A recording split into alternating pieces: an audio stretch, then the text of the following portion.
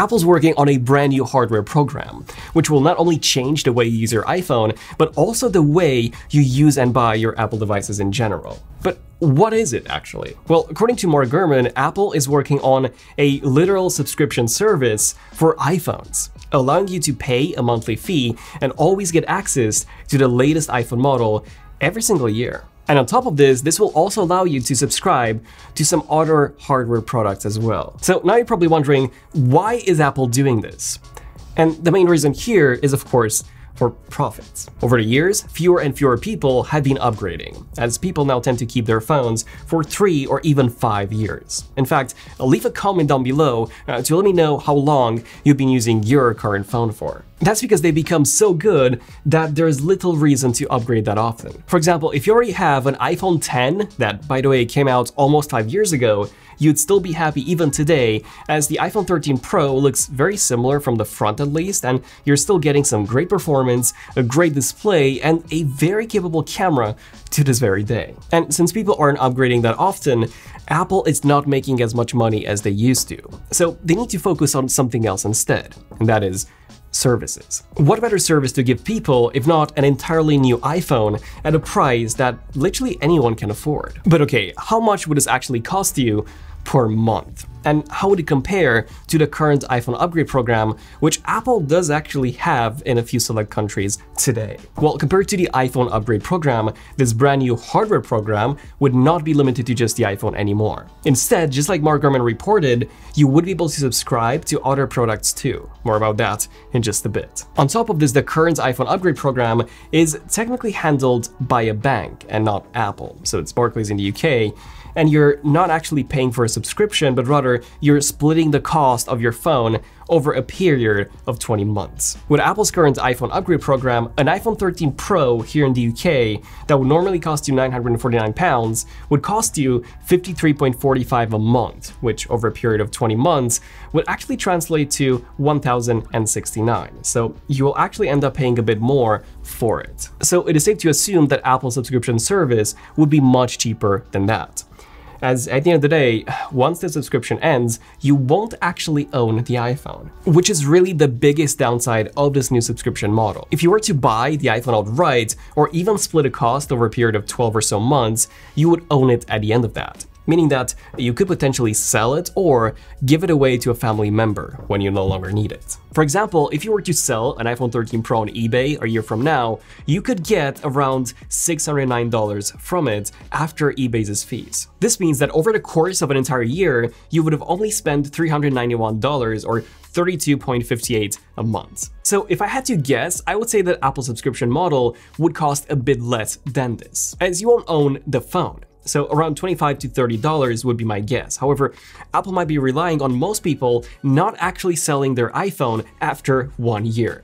And in this case, they might even bump the price to $40 or maybe even more than that. These two purchase methods would be quite similar. You get a new phone every year, and then you sell that or send that to Apple for another one every single year. But at the end of the day, if you're not really the person to sell your iPhone and you would also love to have a new iPhone model every single year, then this might actually work in your favor. However, the ones that would benefit the most here would be businesses. So as a business ourselves, we buy all of our Apple products, as we don't get any review units from Apple. And this can be extremely expensive over the course of an entire year.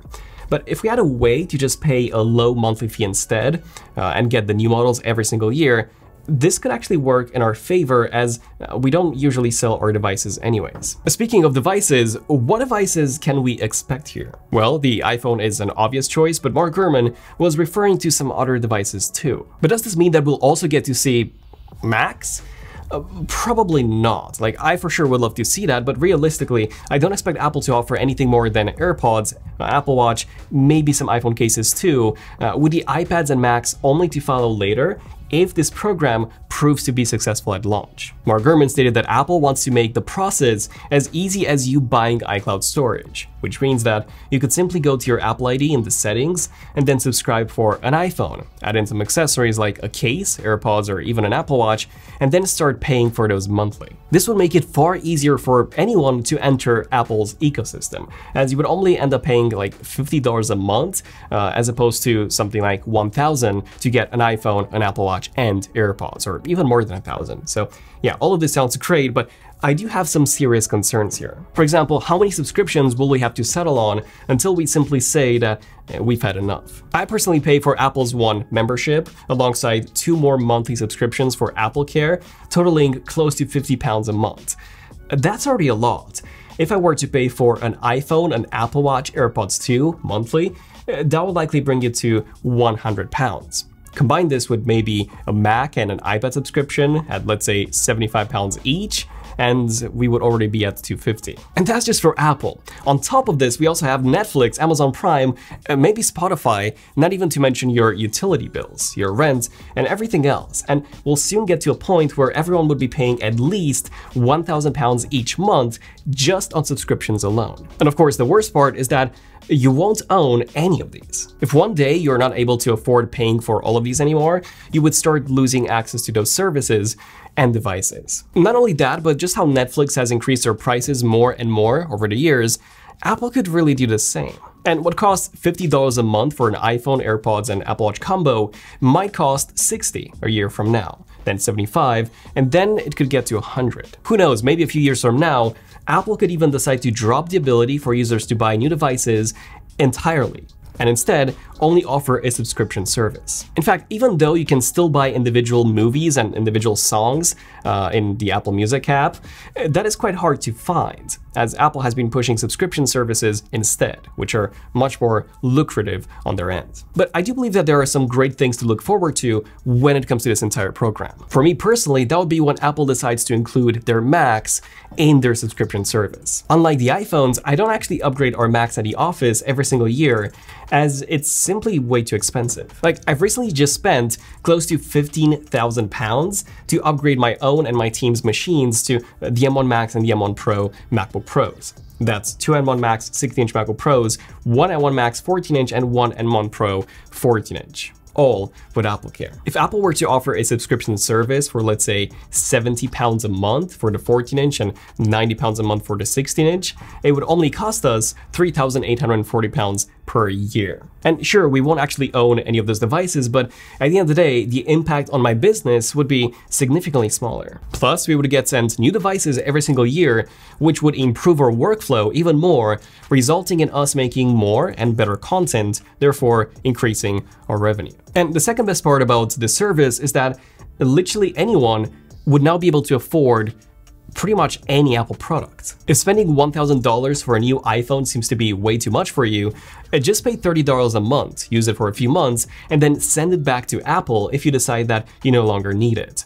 As I'm pretty sure that, just like Apple's other subscriptions, you would be able to cancel this at any point in time. Or if you're a content creator and you have 4 months of upcoming heavy-duty work ahead of you, you could simply subscribe to a Mac Studio for 4 months and then send it back once you're done with your work.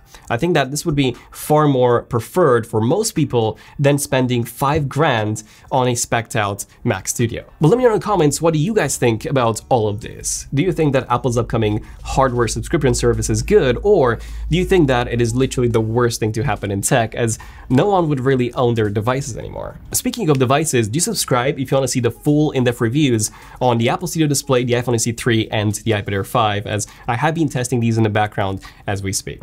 So I'm Daniel, this has been ZONEofTECH, and I'll see you guys in the next one. ZONEofTECH, signing out. Cheers.